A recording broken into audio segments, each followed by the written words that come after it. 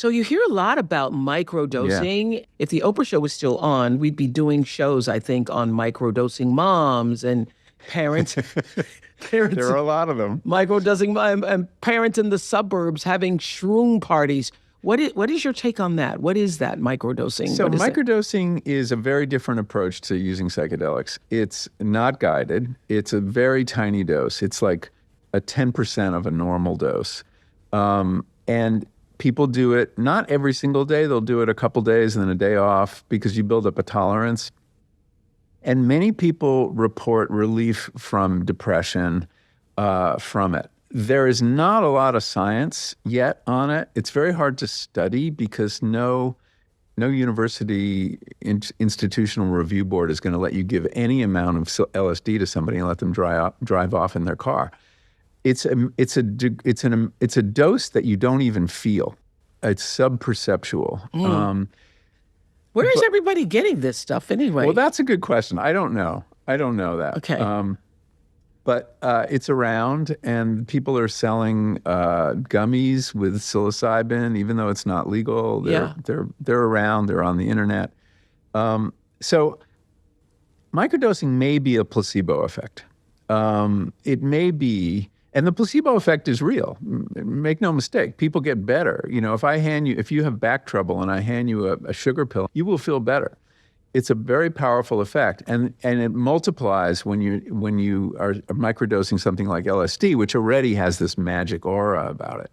So it may be that, but we don't know yet. The science is not in yet. Natalie's joining us from California. Natalie, I hear you turn to psychedelics to cope with grief. How did that go for you? How did that work out for you? Oh, Oprah and Michael, it is an honor to be here. Thank And you. Michael, I have to say that when my son and daughter-in-law heard that I was going to be on the show, they're big fans of yours on the podcast, and they literally squealed when they found out that I was going to be you and Oprah. And Oprah, I just have to tell you that you have been a guiding light on my path to purpose and of being of service for decades. And I just want to thank you. Oh, thank you for that, Natalie. Thank you. Thank you. So I hear you. What's your question? My question is, Michael, what is your advice for someone going further with this experience legally? So my experience was I was aware about the use of psychedelics for mental wellness, but never seriously considered it for myself until I experienced my life's greatest fear, and that was losing my father back in 2018. And he was my rock, my solid place. And initially, when he passed, I felt his presence all the time. He was right there with me, and it was amazing. And then gradually, that presence started to dissipate.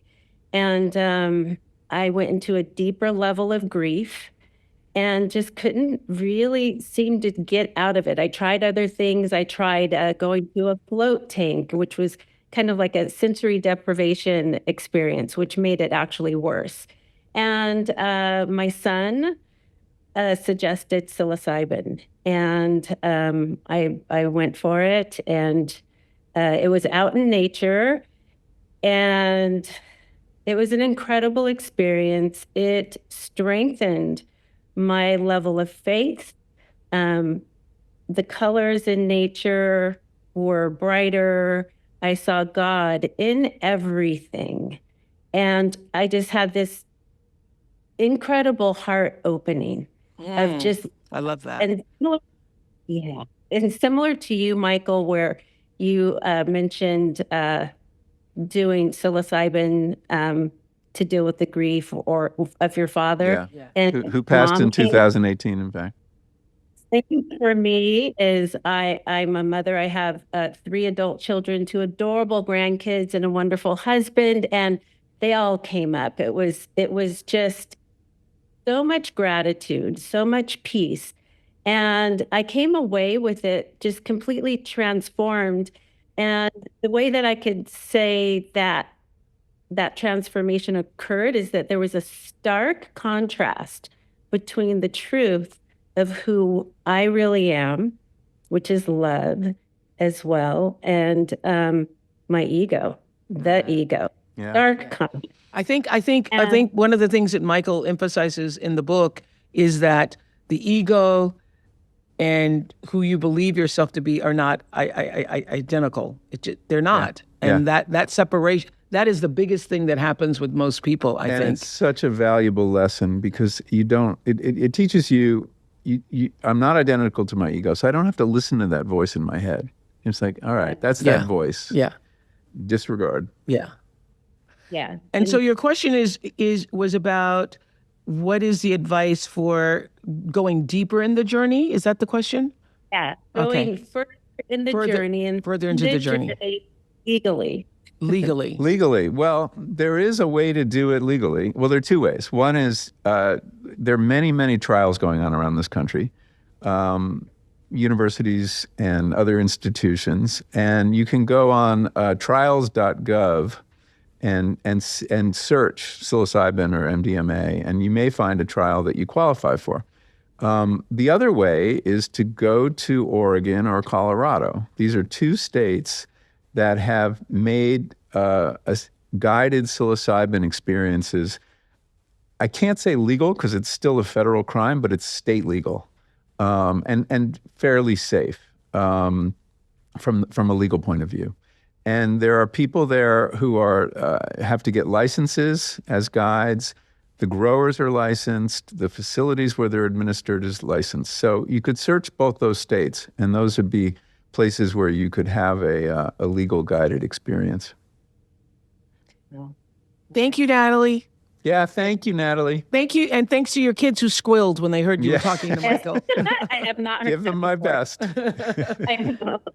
Thank you. In the book, you write that you say, some kind of spiritual experience. Do you think that obviously, I'm just asking the question, but I already know the answer. There is a difference between a religious spiritual experience and one induced by a drug's chemical impact on the brain. And that's the first question. And does the spiritual experience depend upon what your religious belief is or is not? You know, I always saw myself as not a spiritual person. Mm-hmm. And I also had a misunderstanding of what spiritual meant. I was going to say, how could you be that when you're so connected to plants? I know. Well, because I thought to be spiritual meant believing in the supernatural. Mm-hmm. And I was, not. I was very grounded, I had a very material view of reality. But I realized that was wrong, that you can be spiritual without believing in the supernatural. And that the essence of spiritual is connection, deep, profound connection with something other than yourself. And so when I redefine it that way, these were powerful spiritual experiences. And I came to understand the opposite of spiritual is not material or materialistic. The opposite of spiritual is egotistical. The ego. So darn true.